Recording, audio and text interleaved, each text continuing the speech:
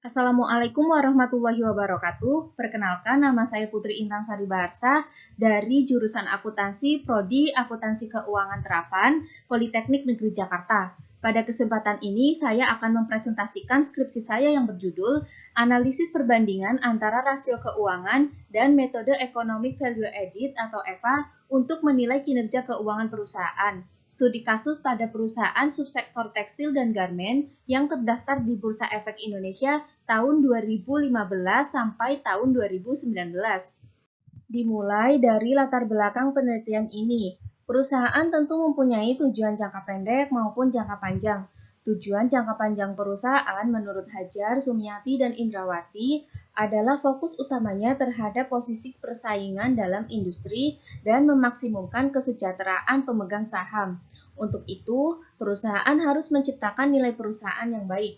Semakin tinggi nilai perusahaan, maka akan semakin tinggi pula peluang untuk memaksimalkan kesejahteraan pemilik modalnya. Dalam menilai kinerja keuangan perusahaan, maka dibutuhkan analisis terhadap laporan keuangan. Analisis laporan keuangan tersebut dibutuhkan oleh para investor untuk menilai keputusan investasi.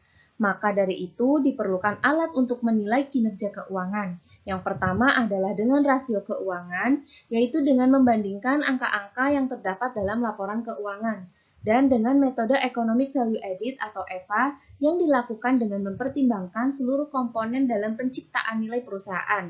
Dalam pemilihan objek penelitian ini, dipilih perusahaan subsektor tekstil dan garmen karena dinilai cukup stabil. Menurut Asosiasi Produsen Serat dan Benang Filamen Indonesia, tingkat utilisasi industri tekstil dan garmen meningkat pada kuartal 1 dan 2 tahun 2020 saat terjadi pandemi COVID-19. Atas dasar inilah, maka saya tertarik untuk menganalisis perbandingan rasio keuangan dan metode EVA untuk menilai kinerja keuangan perusahaan tekstil dan garmen. Dari latar belakang tersebut, maka dapat dirumuskan masalah penelitian, yaitu menganalisis perbedaan hasil laporan keuangan dengan membandingkan metode analisis yang digunakan, yaitu rasio keuangan dan metode EVA. Yang selanjutnya merupakan tujuan penelitian.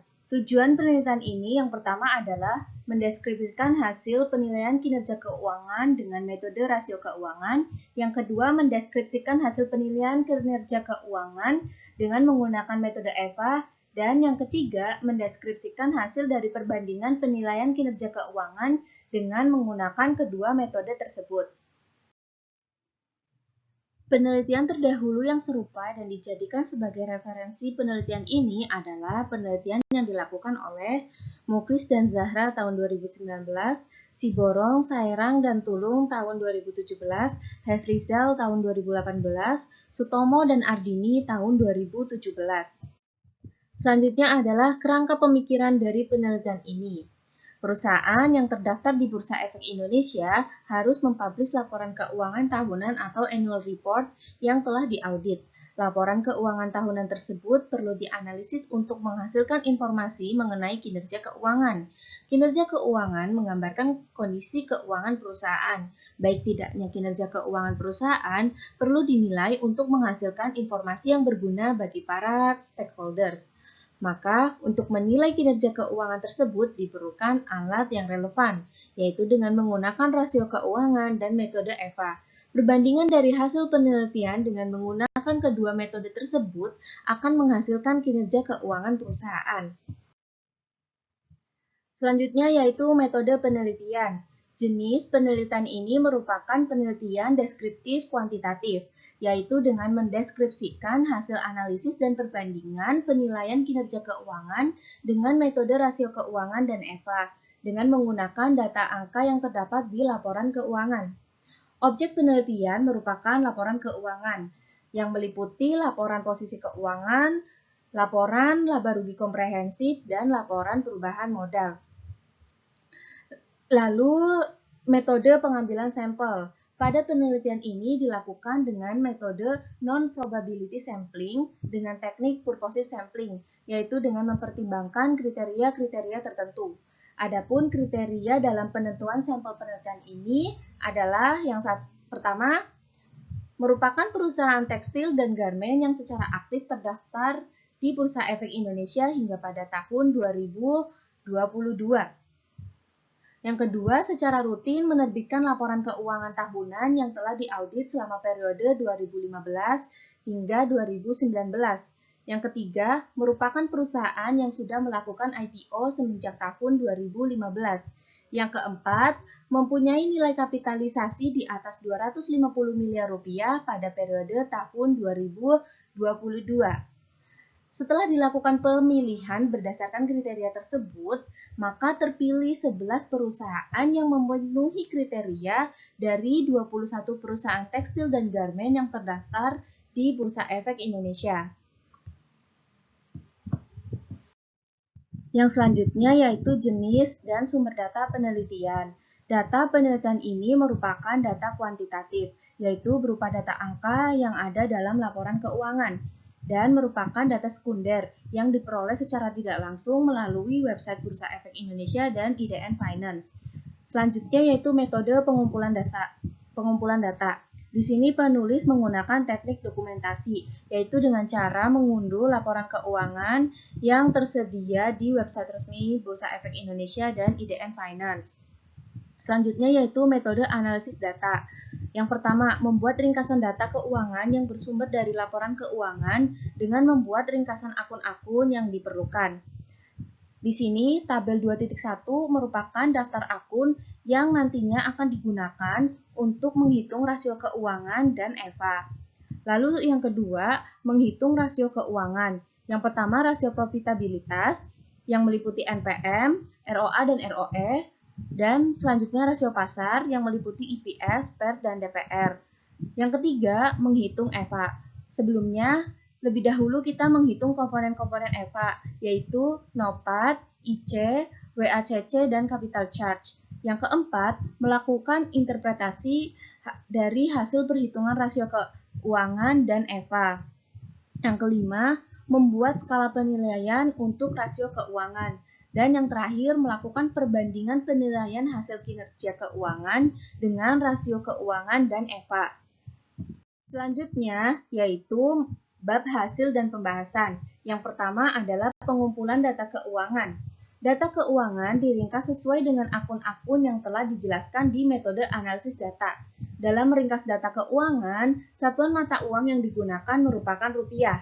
Berikut ini merupakan contoh dari ringkasan data keuangan PT Pan Brothers Tbk yang akan digunakan untuk menghitung rasio keuangan dan metode EVA. Pembahasan selanjutnya pada bab hasil dan pembahasan yaitu dilakukan perhitungan analisis laporan keuangan dengan menggunakan rasio keuangan. Di sini, penulis melakukan contoh perhitungan setiap rasio keuangan pada perusahaan yang berbeda. Contohnya, untuk rasio NPM, dilakukan perhitungan pada PT Eratex Jaya tahun 2015. NPM dihitung dengan cara membagi laba bersih dengan total penjualan. Di sini diketahui NPM PT Eratex Jaya tahun 2015 sebesar 7,69%. Selanjutnya yaitu ROA PT Pan Brothers tahun 2016. ROA atau Return on Asset dihitung dengan cara membagi laba dengan total aset. Di sini diketahui ROA PT Pan Brothers tahun 2016 sebesar 2,56%. Rasio yang selanjutnya yaitu ROE. Di sini menggunakan ROE PT Trisula International Tbk tahun 2017. ROE dihitung dengan cara membandingkan laba bersih dengan total ekuitas. Di sini setelah dihitung diketahui ROE PT Trisula International Tbk tahun 2017 sebesar 3,99%. Yang selanjutnya yaitu IPS PT Indo Resources tahun 2018. IPS dihitung dengan cara membagi laba bersih setelah pajak dengan jumlah saham yang beredar. Di sini diketahui IPS PT Indo Resource yaitu sebesar negatif 63,86. Selanjutnya yaitu PER PT Indo Resources Tbk tahun 2018. PER dihitung dengan cara membagi harga saham per lembar dengan IPS. Sebelumnya EPS telah dihitung. Maka diketahui di sini PER milik PT Indo Resources Tbk tahun 2018 adalah sebesar negatif 1,97. Yang selanjutnya yaitu DPR PT Sri Rejeki Isman Tbk tahun 2017. DPR dihitung dengan cara membagi dividen dengan laba bersih.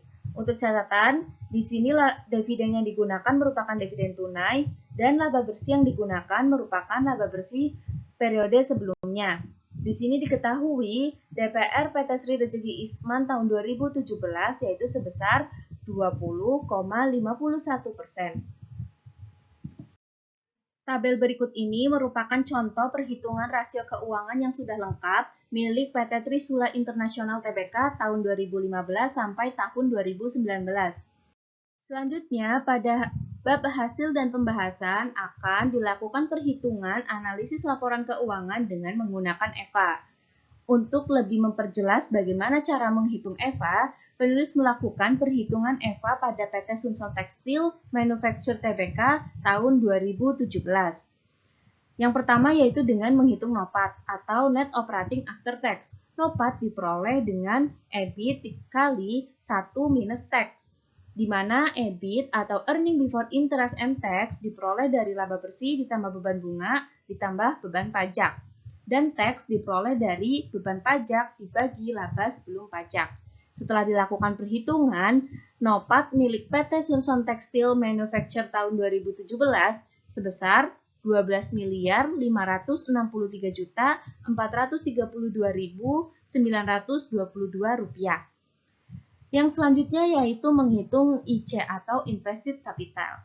IC diperoleh dari total liabilitas ditambah ekuitas dikurangi liabilitas jangka pendek, di mana setelah dilakukan perhitungan, IC milik PT Sunson Textile Manufacture tahun 2017 yaitu sebesar 432.218.852 rupiah.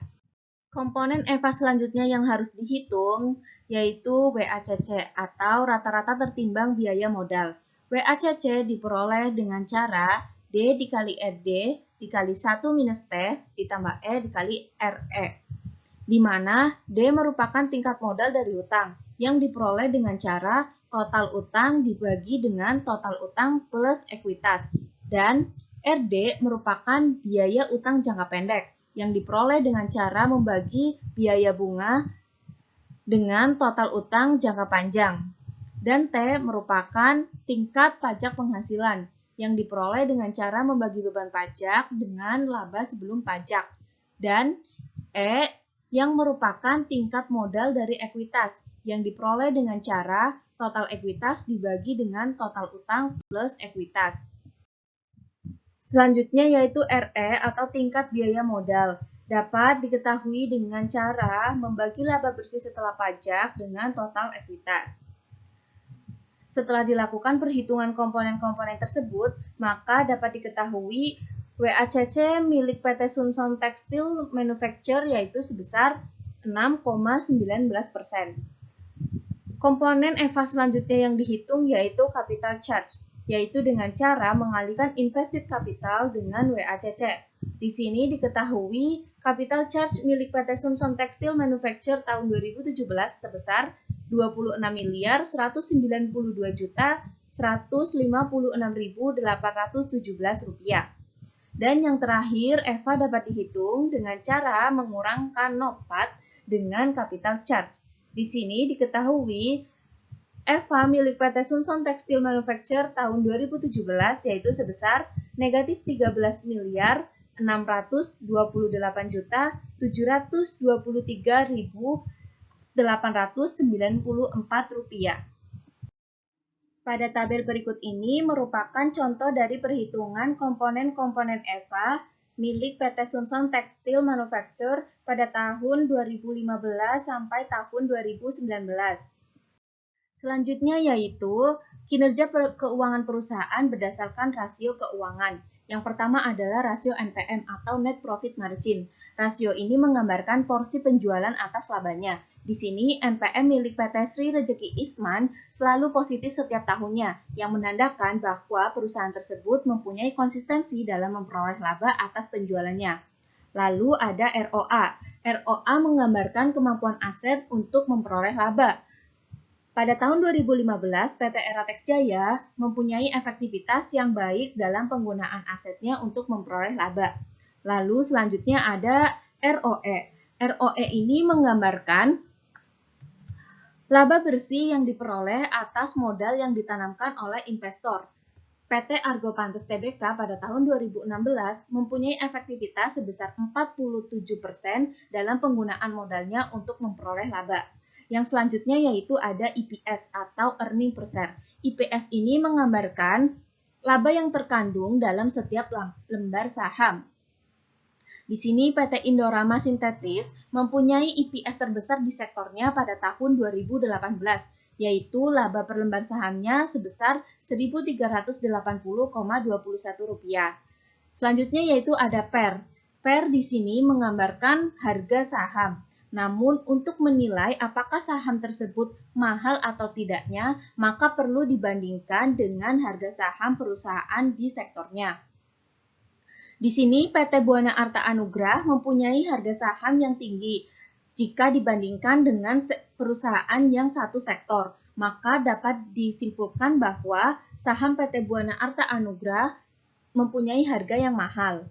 Lalu selanjutnya yaitu ada DPR. DPR ini atau Dividend Payout Ratio adalah menggambarkan berapa persentase laba yang akan dibagikan kepada pemegang saham dalam bentuk dividen. Di sini PT Trisula International Tbk tahun 2017 mempunyai DPR sebesar 20,76%, yang artinya sebesar itulah laba bersih perusahaan yang akan dibagikan kepada pemegang saham dalam bentuk dividen. Selanjutnya yaitu penilaian kinerja keuangan berdasarkan EVA. EVA mempunyai 3 kriteria penilaian, yaitu EVA positif, EVA negatif, dan EVA impas. PT Sri Rejeki Isman Tbk mempunyai nilai EVA positif sepanjang periode 2015 sampai 2019. Nilai EVA yang positif ini menunjukkan bahwa perusahaan dapat memberikan nilai tambah ekonomis kepada pemilik modalnya. Ini artinya kinerja keuangannya sudah baik. Kemudian, 6 perusahaan di bawah mempunyai nilai EVA negatif sepanjang tahun 2015 sampai 2019, menunjukkan bahwa kinerja keuangan perusahaan belum baik, karena perusahaan-perusahaan tersebut tidak dapat memberikan tambahan nilai ekonomi seperti yang diharapkan oleh para pemilik modal. Selanjutnya yaitu memperbandingkan nilai kinerja keuangan berdasarkan rasio keuangan dan EVA. Untuk dapat memberikan penilaian terhadap kinerja keuangan dengan rasio keuangan, penulis telah melakukan penilaian dengan membuat skala penilaian, kemudian membandingkan hasilnya dengan EVA. Setelah itu, dapat diperoleh hasil bahwa 4 perusahaan mempunyai penilaian kinerja keuangan terbaik di tahun yang sama. 2 perusahaan dinilai stabil kinerja keuangannya dengan menggunakan rasio keuangan, sedangkan jika dinilai dengan EVA, tahun terbaiknya ada pada tahun 2019 dan tahun 2018. Selebihnya untuk perusahaan yang mempunyai tahun kinerja yang berbeda, perbedaan tersebut didasarkan atas hasil perhitungan dari kedua metode tersebut. Yang terakhir yaitu penutup. Terdapat kesimpulan dan saran. Kesimpulan dari penelitian ini yaitu 1. Perbedaan penilaian terhadap kinerja keuangan perusahaan dengan rasio keuangan dengan metode EVA pada dasarnya terletak pada perhitungan biaya modal. Yang kedua, hasil dari perbandingan penilaian kinerja keuangan dengan menggunakan rasio keuangan dan EVA menghasilkan informasi bahwa perusahaan subsektor tekstil dan garmen yang terdaftar pada Bursa Efek Indonesia tahun 2015 sampai 2019 mempunyai rata-rata kinerja keuangan yang terbaik pada tahun 2015. Selanjutnya, saran yang pertama untuk calon investor. Penggunaan rasio keuangan untuk menilai kinerja keuangan lebih disarankan kepada pemegang saham jangka pendek atau trader. Sedangkan EVA lebih disarankan kepada investor jangka panjang, baik perorangan maupun entitas. Yang kedua yaitu untuk penelitian selanjutnya. Penelitian ini mempunyai keterbatasan pada rasio keuangan yang digunakan, yaitu hanya menggunakan rasio profitabilitas dan rasio nilai pasar. Sehingga diharapkan untuk penelitian selanjutnya dapat menggunakan lebih banyak lagi rasio dan diterapkan kepada sektor yang berbeda. Sekian presentasi skripsi saya. Kurang lebihnya mohon maaf. Terima kasih. Wassalamualaikum warahmatullahi wabarakatuh.